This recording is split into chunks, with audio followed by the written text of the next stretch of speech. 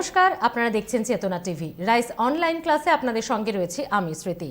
Preparation, বিশেষ করে যখন কম্পিটিটিভ এক্সাম হয়, তার প্রিপারেশন কিন্তু কখনো বুকিশ নলেজ বা স্টাডি মেটেরিয়াল বেস পড়াশোনা দিয়েই সম্পূর্ণ হয় না। তার জন্য দরকার আরও অনেক কিছু, আরও অনেক এক্সট্রা কিছু, অনেক কি পয়েন্ট যা আমাদের সাকসেস পেতে সাহায্য করে। আর তার জন্যই রাইস এডুকেশন রয়েছে আপনাদের সঙ্গে।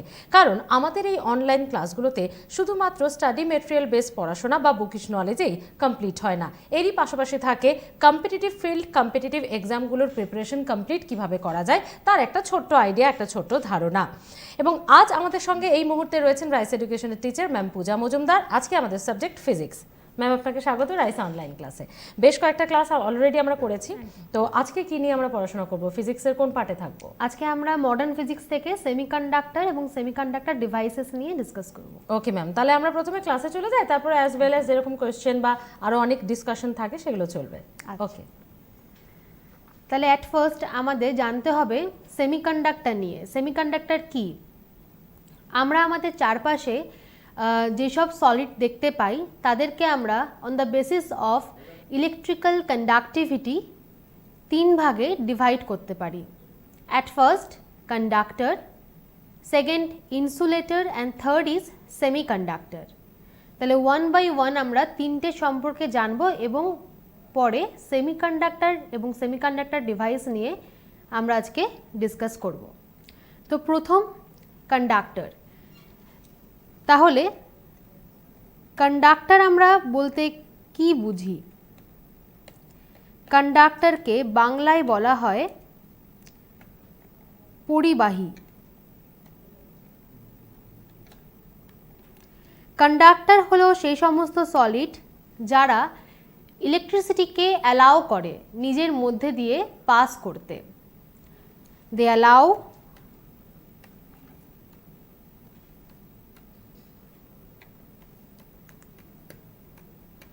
electric current to pass through them.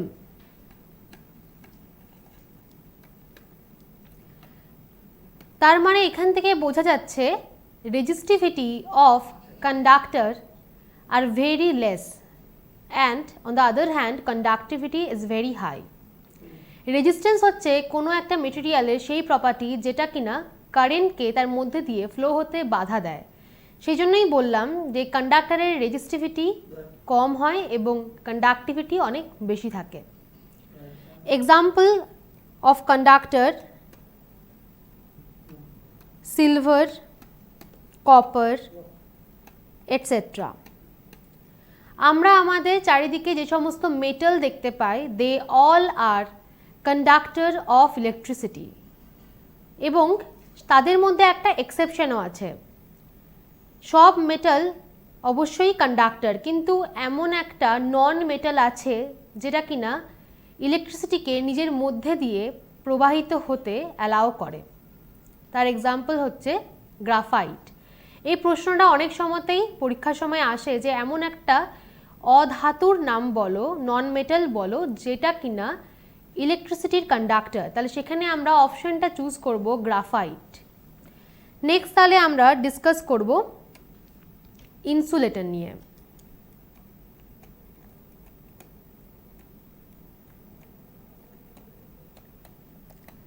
যাকে বাংলায় বলা হয় অন্তরক।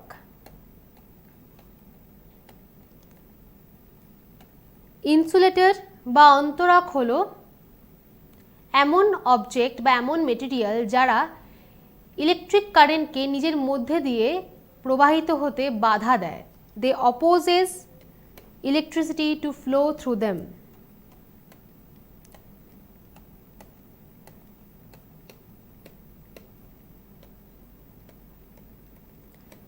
ইলেকট্রিক কারেন্ট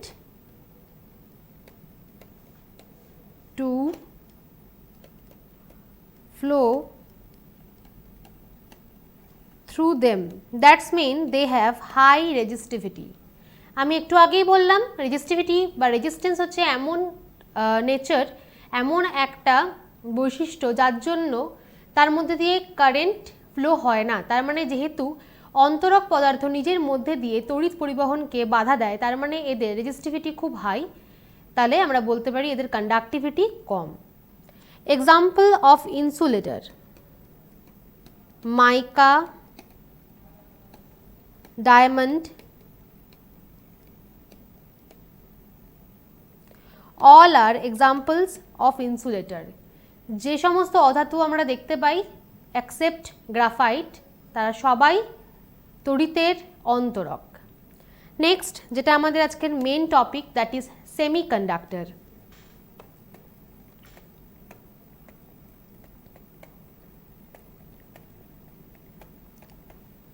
সেমিকন্ডাক্টর, এটাকে বাংলায় বলা হয় অর্ধপরিবাহী।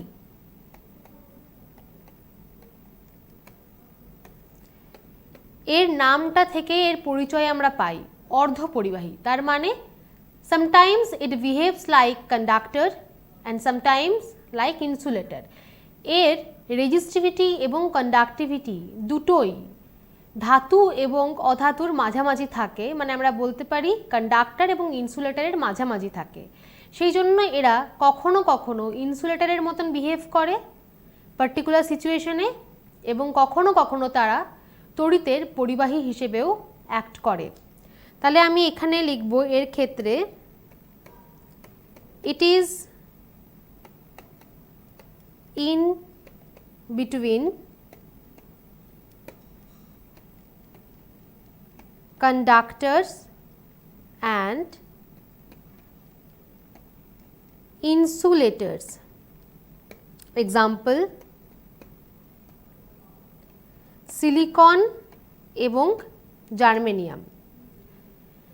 তাহলে এখানে আমরা তিন ধরনের সলিড সম্পর্কে জানলাম এবং তাদের কিছু বৈশিষ্ট্য জানলাম এবং তাদের এক্সাম্পলসগুলো পড়লাম। এই এক্সাম্পলসগুলো কিন্তু আমাদের খুব ভালো করে মনে রাখতে হবে, তার কারণ সরাসরি এগুলো থেকে প্রশ্ন থাকে। চারটে অপশন দিয়ে বলবে যে চারটের মধ্যে কোনটা সেমিকন্ডাক্টরের এক্সাম্পল বা কোনটা সেমিকন্ডাক্টর, সেক্ষেত্রে সিলিকন, জার্মেনিয়াম এগুলোকে আমাদের তখন বেছে নিতে হবে।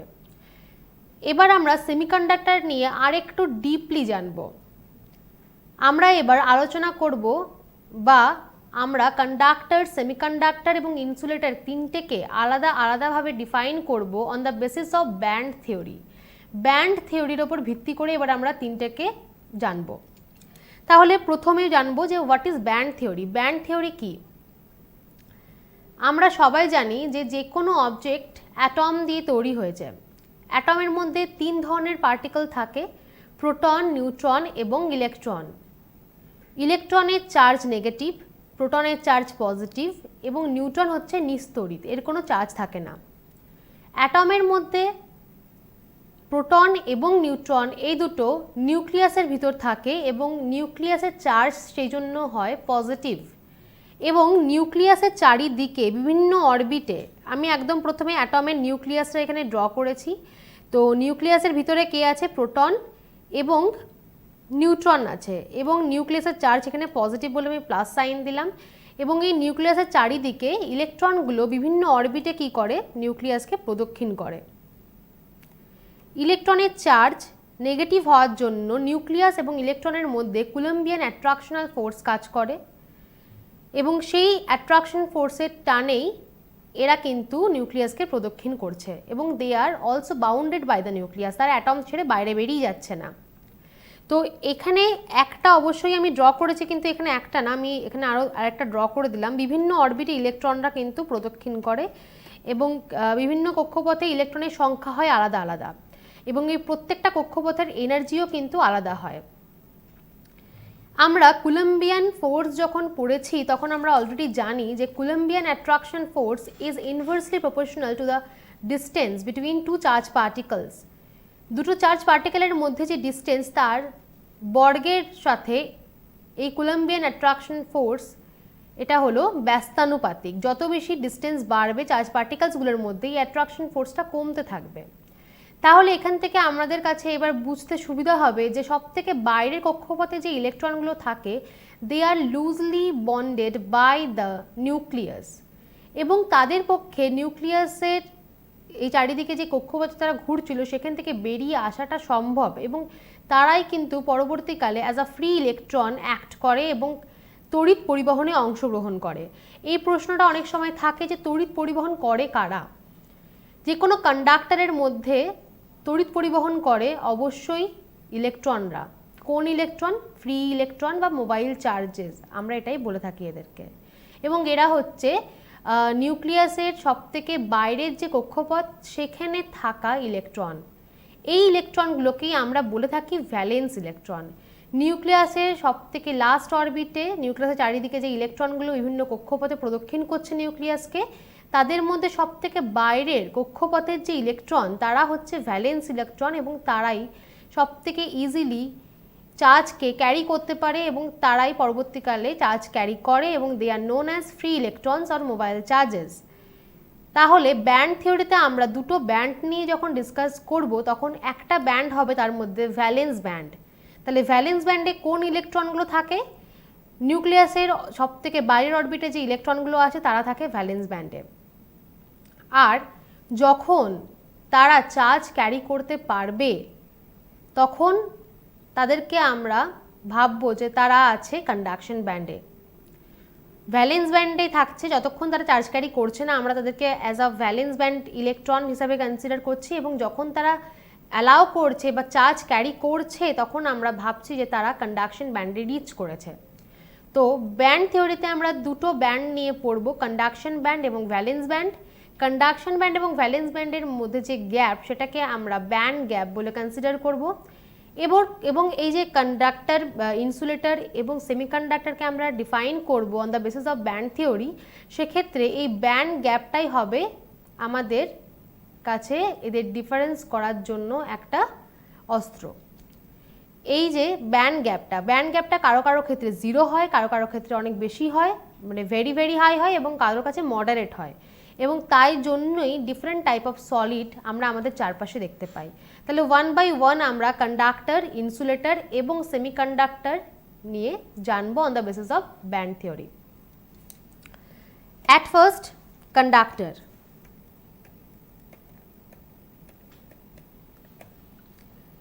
কন্ডাক্টরদের ক্ষেত্রে প্রথমে আমি এখানে ড্র করে নিই কন্ডাকশন ব্যান্ড এবং ভ্যালেন্স ব্যান্ড।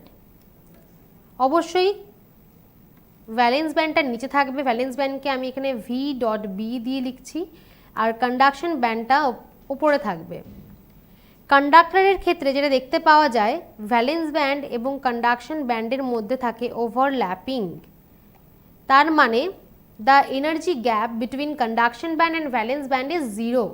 দ্যাটস ওয়াই যখন আমরা খুব অল্প পোটেনশিয়াল ডিফারেন্স প্রোভাইড করব বা কোনোখান থেকে কন্ডাক্টর এনার্জি গেইন করবে, তারা তখন কারেন্ট কন্ডাক্ট করতে স্টার্ট করে দেবে। সেই জন্যই আমরা বলে থাকি they are very good conductor of electricity. তারা খুব ভালোভাবে তড়িৎকে পরিবহন করে, এবং তাই জন্যই তাদের নাম কন্ডাক্টর দেওয়া হয়েছে, পরিবাহী দেওয়া হয়েছে। এদের মধ্যে প্রচুর পরিমাণে ফ্রি ইলেকট্রনস থাকে। এবার আমরা একটা খুব ইম্পর্টেন্ট ক্যারেক্টারিস্টিক্স পড়বো কন্ডাক্টরের, যেটা হচ্ছে টেম্পারেচারের সাথে রিলেটেড। তো আমি যেটা বললাম, এদের ক্ষেত্রে অলরেডি ফ্রি ইলেকট্রনের নাম্বার অনেক বেশি হয়। এবার যদি আমরা কন্ডাক্টরকে একটা কম টেম্পারেচার রিজিয়ন থেকে নিয়ে হায়ার টেম্পারেচার রিজিয়নে রাখি, তাহলে সেক্ষেত্রে আমরা কি দেখতে পাবো? যেহেতু এক্ষেত্রে আমরা টেম্পারেচারটা ইনক্রিজ করছি, তখন তারা থার্মালি এক্সাইটেড হয়ে যাবে। অলরেডি এক্সিস্টিং ফ্রি ইলেকট্রন যারা ছিল কন্ডাক্টরের মধ্যে, তারা কি করবে? সেই এনার্জিটা গ্রহণ করে এক্সাইটেড হয়ে যাবে, এবং এটাকে আমরা থার্মাল এক্সাইটেশন বলতে পারি। তাই জন্য এদের কাইনেটিক এনার্জি ইনক্রিজ হবে এবং তাদের মধ্যে নাম্বার অফ কলিশন ইনক্রিজ হবে। নাম্বার অফ কলিশন যখন ইনক্রিজ হবে তখন আমরা দেখতে পাবো এদের অ্যামাউন্ট অফ ফ্লো, এই ফ্রি ইলেকট্রনগুলো আগে যেরকমভাবে ফ্লো হচ্ছিল, এখন ওদের অ্যামাউন্ট অফ ফ্লো বা রেট অফ ফ্লোটা অনেক কমে গেছে due to increase in collision. আমি আরেকবার রিপিট করছি, যদি আমরা টেম্পারেচার ইনক্রিজ করি কন্ডাক্টরের, সেক্ষেত্রে এরা তখন থার্মাল এনার্জি গেইন করে এক্সাইটেড হয়ে যাবে এবং এদের মধ্যে নাম্বার অফ কলিশন ইনক্রিজ হবে। As a result their flow, rate of flow decrease হবে। তাহলে আমরা বলতে পারছি রেট অফ ফ্লো ডিক্রিজ হওয়া মানে কি, ফ্রি ইলেকট্রনের রেট অফ ফ্লো ডিক্রিজ হওয়া মানে কারেন্ট কন্ডাক্টিভিটি কমে যাওয়া। তাহলে আমরা এখানে বলবো যদি টেম্পারেচার ইনক্রিজ হয় দেন conductivity of conductor decreases। তাহলে কন্ডাক্টিভিটির অপোজিট কি, অবশ্যই রেজিস্টিভিটি। কন্ডাক্টিভিটি হচ্ছে যখন কারেন্ট ফ্লো হচ্ছে, আর যখন রেজিস্টিভিটি মানে হচ্ছে যখন কারেন্টের ফ্লোটা কমে যাচ্ছে।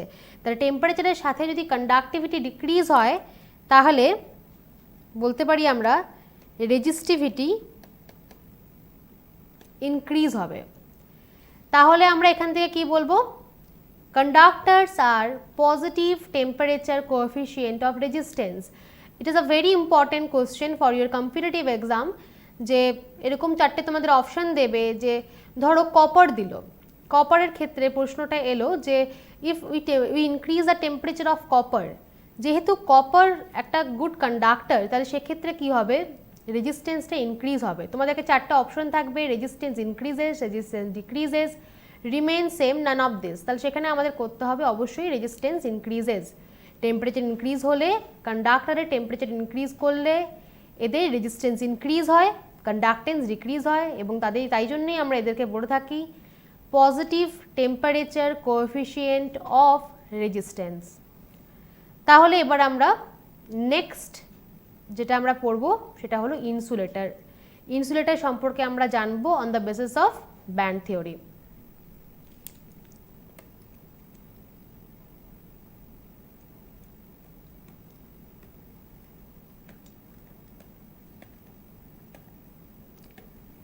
ইনসুলেটর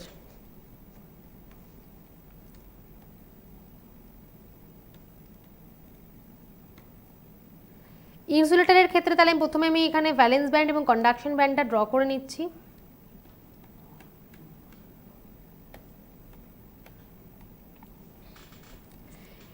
এদের ক্ষেত্রে অবশ্যই ব্যান্ড গ্যাপ থাকবে, এদের ক্ষেত্রে কখনোই ওভারল্যাপিং থাকছে না। এদের ক্ষেত্রে কন্ডাকশন ব্যান্ড এবং ভ্যালেন্স ব্যান্ডের মধ্যে যে গ্যাপটা থাকছে যেটাকে আমরা বলছি band gap, that is very high. এর ভ্যালু গ্রেটার ইকুয়ালস টু হয় 5 ইলেকট্রন ভোল্ট। তার মানে এদের ক্ষেত্রে কন্ডাকশন ব্যান্ডটা কমপ্লিটলি ভ্যাকেন্ট থাকবে, কোনো ইলেকট্রন থাকবে না। যদি ভ্যালেন্স ব্যান্ড থেকে কোনো ইলেকট্রনকে কন্ডাকশন ব্যান্ডে যেতে হয় তাহলে তাদেরকে 5 electron volt extra energy gain করতে হবে, এবং তারপরেই তারা ভ্যালেন্স ব্যান্ড থেকে কন্ডাকশন ব্যান্ডে রিচ করতে পারবে। But it is practically impossible. Practically আমাদের পক্ষে একটা ইনসুলেটরকে এতটা ইলেকট্রিক্যাল এনার্জি দেওয়া বাইরের থেকে এক্সটার্নালি ইম্পসিবল। সেই জন্যই আমরা বলে থাকি যে ইনসুলেটরের ক্ষেত্রে আমরা কোনো কারেন্ট ফ্লো পাই না। তাই জন্যই ইনসুলেটরের ব্যান্ড গ্যাপ বেশি হওয়ার জন্য আমরা কোনো এদের ক্ষেত্রে কারেন্ট কন্ডাকশন পাই না। Their resistance is very high, conductivity is very low. Now semiconductor.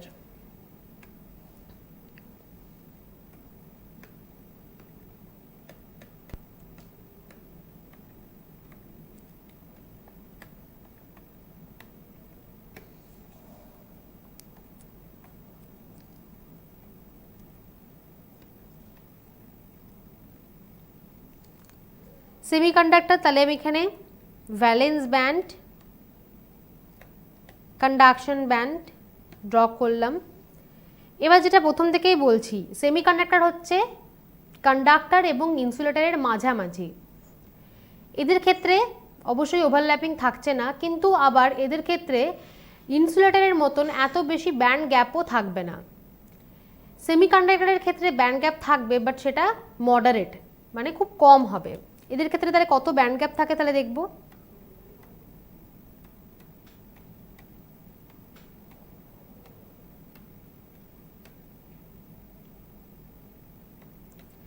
এদের ক্ষেত্রে ব্যান্ড গ্যাপ হয় অ্যাপ্রক্সিমেটলি 1 ইলেকট্রন ভোল্টের কাছাকাছি।